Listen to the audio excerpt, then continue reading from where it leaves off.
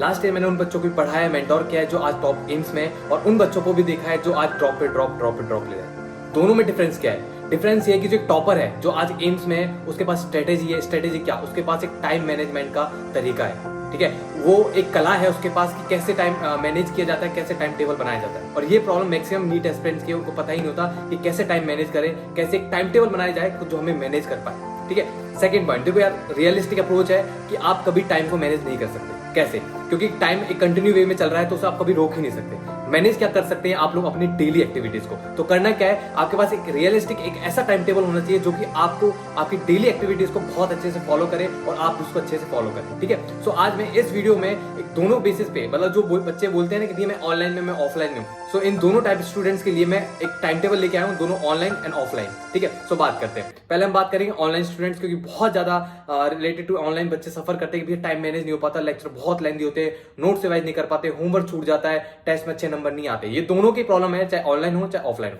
सो पहले हम बात करेंगे फिजिक्स, केमिस्ट्री एंड बायो। देखो, सबसे इंपॉर्टेंट जो नीट एस्पिरेंट के लिए होता है कि सब्जेक्ट को डिवाइड करना, कि किस सब्जेक्ट को कितना टाइम देना है। तो जैसे कि आपने देखा होगा, मैक्सिमम नीट एस्पिरेंट्स को देखा होगा कि भैया मुझसे फिजिक्स के न्यूमेरिकल सॉल्व नहीं होते, भैया मुझे फिजिक्स समझ नहीं आती, ठीक है। इसका एक ही सॉल्यूशन है कि आपको प्रायोरिटी सेट करनी पड़ेगी। कैसे? कि आपको किस सब्जेक्ट को कितना टाइम देना है, और प्रायोरिटी उसी सब्जेक्ट के लिए अच्छे से सेट करनी है जो आपसे नहीं होता है। लाइक फिजिक्स एक मेजर रोल प्ले करता है आपके सिलेक्शन में, क्योंकि अगर आप बायो, जैसे बायो की बात की जाए तो मैक्सिमम नीट एस्पिरेंट्स बायो में बहुत अच्छा स्कोर कर लेते हैं, बट बात की जाए फिजिक्स एंड केमिस्ट्री डब्बा बल।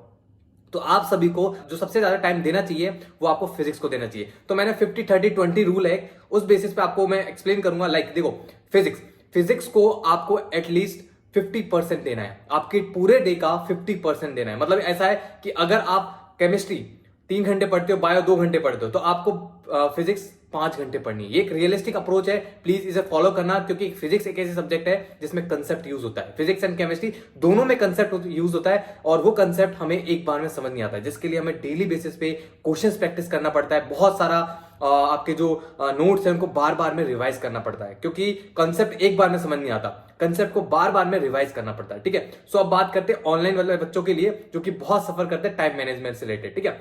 सो हम बात करेंगे मॉर्निंग। तो जैसे कि मैंने बहुत सारे बच्चों से लाइव सेशन में बात की थी, तो सभी ने भी बोला कि भैया ऑनलाइन का जो ऑन एन एवरेज जो एक टाइम टेबल है, लाइक जो हर इंस्टीट्यूट फॉलो करती है कि मॉर्निंग से 8:30 से और 3 PM तक हमारी क्लासेस चलती है, ठीक है। तो ये क्लास टाइम होता है, मैक्सिमम आप सभी का ये क्लास टाइम होता है 8:30 AM टू 3 PM तक आपका क्लास होता है। देन उसके बाद इवनिंग टाइम, ठीक है। आपके इवनिंग टाइम होता है 3 to 4 PM। ये आपका पावर नैप होना चाहिए आपकी जैसी क्लासेस खत्म होती है, ठीक है। आपकी जैसे ही क्लास खत्म होती है मॉर्निंग में, इवनिंग में जैसी क्लास खत्म होती है, देन उसके बाद आपको क्या करना है, 15 मिनट से हाफ एन आवर की पावर नैप लेनी है। उससे क्या होता है, लाइक जैसे आप मॉर्निंग में उठते हो, ठीक है, मॉर्निंग में उठते हो तो आप थोड़ा एनर्जेटिक रहते हो, बहुत ज्यादा एनर्जेटिक रहते हो, तो किसी भी चीज को आप करने में ना, मतलब डरते नहीं हो और इजीली गोइंग हो जाता है। सेम आपको, आप पूरे दिन लेक्चर लोगे, लेक्चर लेने के बाद आपको 15 या 30 मिनट्स की पावर नैप लेनी है, जिसमें होगा क्या कि आप री एनर्जेटिक हो जाएंगे और आपको एक ऐसा फील होगा लाइक फ्रेश, ठीक है। सो आप उसके बाद जब पढ़ना बैठोगे, लाइक उसके बाद आपका पावर नैप के बाद आपकी 7 आवर्स की सेल्फ स्टडी होनी चाहिए। सेल्फ स्टडी में आपके सारे टाइम्स इंक्लूडेड हैं, आपके notes revision, physics, chemistry and bio के होमवर्क, ठीक है। सो आपका आता है इसमें 7 आवर्स में जो सेल्फ स्टडी, उसमें सबसे पहले बात करते हैं 3:30 to 7 PM। ये एक कॉमन टाइम पीरियड है जो कि आप सभी को फॉलो करना है। इसमें आपका नोट्स रिवीजन होना चाहिए, इसी टाइम पीरियड के बीच में आपका नोट्स रिवीजन होना चाहिए। देन उसके बाद आता है होमवर्क टाइम। होमवर्क टाइम के लिए मैंने डिवाइड किया है फिजिक्स, केमिस्ट्री, बायो, ठीक है। स्क्रीन पे आपको शो हो रहा होगा, प्लीज अच्छे से देखना, और इस पीडीएफ को टेलीग्राम से डाउनलोड कर लेना और एज अपना प्रिंट निकाल के अपनी वॉल के सामने पेस्ट कर लेना, और ये अपने फॉलो करना है, बहुत इंपॉर्टेंट है। मैक्सिमम स्टूडेंट जो टॉपर्स होते हैं, मैंने बहुत बच्चों के इंटरव्यूज लिए हैं, तो ये बच्चे यही फॉलो करते हैं, रियलिस्टिक एक जो कॉमन टाइम टेबल फॉलो करते हैं, ठीक है। सो 7 PM to 8:30 PM फिजिक्स का टाइम होता है, मतलब एटलीस्ट आपको 1.5 घंटा न्यूमेरिकल सॉल्व में देना है। आप लोग क्या सोचते हैं, मैक्सिमम स्टूडेंट्स की प्रॉब्लम होती है कि भैया मुझे न्यूमेरिकल सॉल्व नहीं होते और मुझे बहुत टाइम लगता है, ठीक है। और बच्चा क्या सोचता है कि मुझे एक न्यूमेरिकल है ना मेरे 2 से 3 मिनट में होना चाहिए और उसे थोड़ा टाइम लगता है। यार ये सही है, आपको टाइम लगना चाहिए, क्योंकि आप कंसेप्ट सीख रहे हो इसलिए आपको टाइम लग रहा है, आप कुछ नया चीज सीख रहे हो, ठीक है। सो आपको एटलीस्ट 1.5 घंटा देना चाहिए पर्टिकुलर सब्जेक्ट के होमवर्क को, ठीक है। तो मैं मानता हूं कि 7 to 8:30 PM तक आपका फिजिक्स हो जाएगा। देन उसके बाद आता है आपका केमिस्ट्री में 8:30 to 10 PM 8:30 to 10 PM आपका केमिस्ट्री का होमवर्क टाइम होना चाहिए।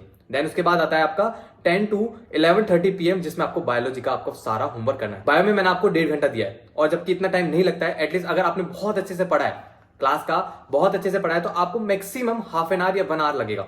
तो आप कह सकते हो आपके पास हाफ आवर बचा है ना, हाफ 30 मिनट्स आपके बची, तो 30 मिनट्स आप अपने फिजिक्स एंड केमिस्ट्री के होमवर्क में एडजस्ट कर सकते हैं अगर आपका कभी अप डाउन होता है, ठीक है। उसके बाद आता है प्लानिंग टाइम।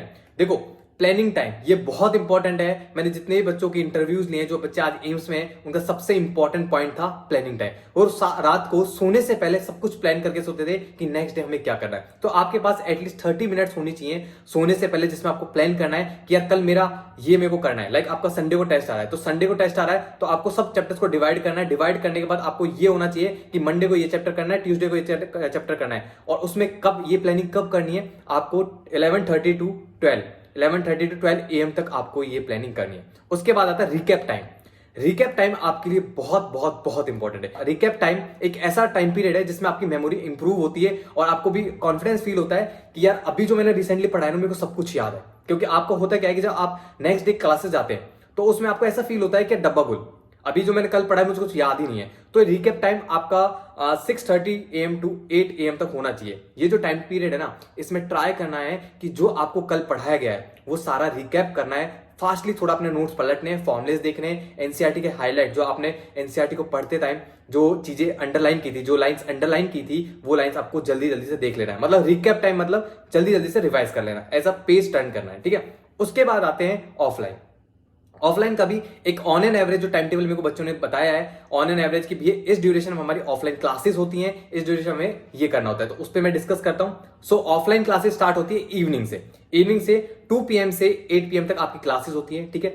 मैक्सिमम इंस्टीट्यूट की यही टाइम पीरियड होता है जिसमें आप लोगों की क्लासेस होती है। देन उसके बाद आता है 8 आवर्स। ऑफलाइन बच्चों के लिए सबसे थोड़ा जो नेगेटिव पॉइंट है वो ये है कि आप लोगों को ऑफलाइन में सेल्फ स्टडी के लिए बहुत कम टाइम मिलता है।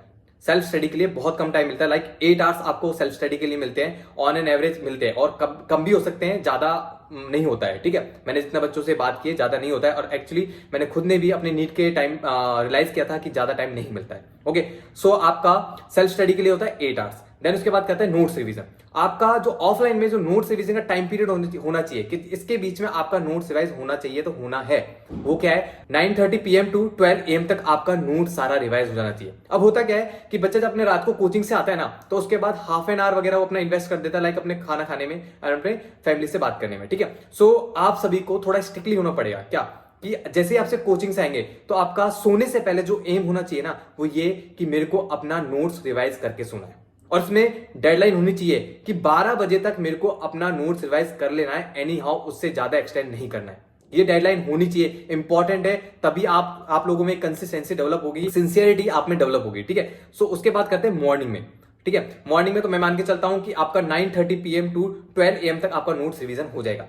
अब मॉर्निंग में एक जो ऑफलाइन बच्चा होता है ना, उसके लिए सबसे बेस्ट पॉइंट ये होता है कि आपको मॉर्निंग में जल्दी उठना है। क्यों? क्योंकि आप लोग बहुत ज्यादा एनर्जेटिक रहते हैं मॉर्निंग में, और आपका जो मॉर्निंग का जो टाइम पीरियड होता है वो बहुत साइलेंस होता है, ठीक है। तो आपको मैं बोलूंगा जो मैं पैटर्न फॉलो करता था कोटा में, सो 6:30 AM to 8 AM तक आपको अपना होमवर्क कर लेना है। बायो का होमवर्क हो जाना चाहिए। इसमें भी मैंने आपको 1.5 घंटा दिया है, ठीक है। थोड़ा एडजस्ट कर लेना, अगर आपका 1 घंटे में या हाफ एन आवर में होमवर्क हो जाता है तो उस टाइम को आप फिजिक्स एंड केमिस्ट्री में यूज कर सकते हैं, ठीक है। उसके बाद आपका केमिस्ट्री का आता है, केमिस्ट्री में 8 AM to 10:30 AM, ये आपका होना चाहिए केमिस्ट्री होमवर्क के लिए। देन उसके बाद आता है आपका 10:30 AM to 12 AM, ये आपका है फिजिक्स का होमवर्क टाइम पीरियड। अब देखो इसमें एक चीज आपको नोटिस करनी है कि भैया आपने सबसे पहले बायो को क्यों रखा मॉर्निंग में, आपने सबसे पहले बायो को क्यों रखा, फिजिक्स को क्यों नहीं रखा। देखो होता क्या है कि अगर हम मॉर्निंग में कोई ऐसी चीज स्टार्ट करते हैं जैसे ऑलरेडी हम डर चुके हैं, लाइक फिजिक्स हमें डर लगता है, अगर हम वो स्टार्टिंग में स्टार्ट करते हैं तो हमारा कॉन्फिडेंस गिरता है। क्यों गिरता है? अगर लाइक मैंने नोट्स रिवाइज स्टार्ट किया, मैंने फिजिक्स का नोट्स रिवाइज करना स्टार्ट किया, ठीक है। अगर बाई चांस मुझसे एक क्वेश्चन नहीं हुआ तो मेरा मॉर्निंग से ही कॉन्फिडेंस गिर जाएगा और मेरा पूरा दिन खराब जाएगा।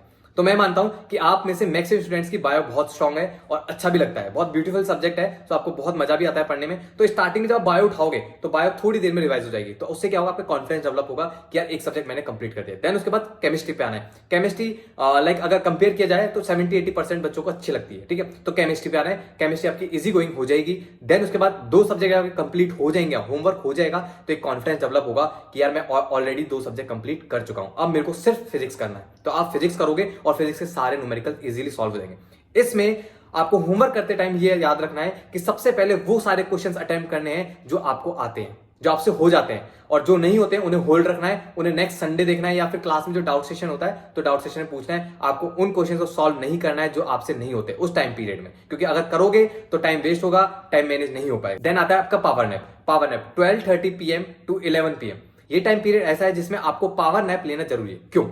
क्योंकि अगर आप पावर नैप नहीं लेके जाएंगे तो आपको पूरी क्लास के टाइम कंप्लीट ड्यूरेशन में आपको स्लीपी फील होगा क्या कि आपका कंसंट्रेशन नहीं बैठेगा, आप नोट्स को अच्छे से समझ नहीं पाएंगे, क्लास में जो टीचर्स आपको पढ़ा रहे हैं वो बिल्कुल आपके सर के ऊपर से जाएगा। ठीक है, तो इसके लिए आपको क्या करना है, आपको पावर नैप लेनी है, वो भी पावर नैप क्या 30 या 15 मिनट्स की लेनी है, और ये नेसेसरी है, हर एक स्टूडेंट को लेना है। ये आपको मेमोरी, लर्निंग मेमोरी, आपकी चीजों को रिमेंबर करने की और आपके लॉन्ग ड्यूरेशन में बहुत काम आता है। तो पावर नैप हर एक स्टूडेंट्स को लेना है। ठीक है, 12:30 PM to 1 PM तक आपको पावर नैप लेना है। उसके बाद आता है 1 आवर रिकैप टाइम। अब होता क्या है कि आपके पास 1 आवर बचता है, लाइक आपकी 3 या 2 बजे से क्लास स्टार्ट होती है, तो आपके पास 1 बजे से 2 बजे के बीच में 1 घंटा बचता है। ठीक है, तो ये जो टाइम पीरियड है इसको आपको आपके कोचिंग जाने में भी यूज करना है एंड रिकैप में भी यूज करना है। ठीक है, रिकैप टाइम, इसमें क्या करना है, आपने जो कल पढ़ा है, कल जो रात को आपने नोट्स रिवाइज किए उनको जल्दी से पेज टर्न कर करके आपको बस एक ओवरव्यू ले लेना है कि यार सर ने मुझे कल ये पढ़ाया था, ये फॉर्मूला पढ़ाया था, ये टॉपिक पढ़ाया था, ये टेबल कराई थी, इसका ये कंसेप्ट है, इसका वो कंसेप्ट है। न्यूमेरिकल सॉल्व करने नहीं बैठना है। अगर आप इतना भी कर लोगे ना, इतना भी कर लोगे ना, तो मेरे दोस्त आप वो लेवल अचीव कर लोगे जो आज जो मेरे 20 स्टूडेंट्स मेरे जो पर्सनल मेंटीज थे आज जो टॉप एम्स में ना, वो लेवल अचीव करोगे। क्योंकि मैं हर एक स्टूडेंट्स को ये टाइम टेबल फॉलो करवाता हूं, और रीजन यही है क्योंकि ये जो टाइम टेबल्स हैं ये वो रिसर्च हुए टाइम टेबल है जो कि मैंने बच्चों के साथ बैठ के डिस्कस किया है, एक एक घंटे उनके साथ बैठ के डिस्कस किया है कि क्या क्या दिक्कत आपको आती थी। ठीक है, तो एक यूनिवर्सल टाइम टेबल है, एक यूनिवर्सल टाइम मैनेज के लिए आपको एक टाइम टेबल दिया गया है कि ताकि आप टाइम को बहुत अच्छे से मैनेज कर सके। सो ऑल द बेस्ट, अच्छे से प्रिपरेशन करें। कुछ भी डाउट हो रिलेटेड टू एनीथिंग, आपको कुछ भी डाउट हो न्यूमेरिकल रिलेटेड, कुछ भी समझ नहीं आता क्लास में, कुछ भी डाउट हो, आप मुझे डायरेक्टली टेलीग्राम पे कांटेक्ट कर सकते हैं। Okay, so all the best, अच्छे से प्रिपरेशन करें, और ये पीडीएफ आपको टेलीग्राम पे मिल जाएगी। और इससे रिलेटेड थोड़ा मैंने फास्टली बताया है, रीजन ये था कि मैंने इस वीडियो को थोड़ा फास्टली से बताया क्योंकि मेरे पास दोनों टाइम टेबल डिस्कस करना था, ऑफलाइन एंड ऑनलाइन। अगर फिर भी इसमें कुछ भी आपको लैग कर रहा हो कि भैया ये मुझे अच्छे से समझ नहीं आया, तो आप मुझे टेलीग्राम पे कांटेक्ट कर लेना, मैं सेपरेटली आपको समझा दूंगा, या फिर आपको एक अलग से वीडियो आपकी लाइव चैट ले लूंगा, उसमें आपको एक्सप्लेन कर दूंगा। ठीक है, सो ऑल द बेस्ट, अच्छे से करें।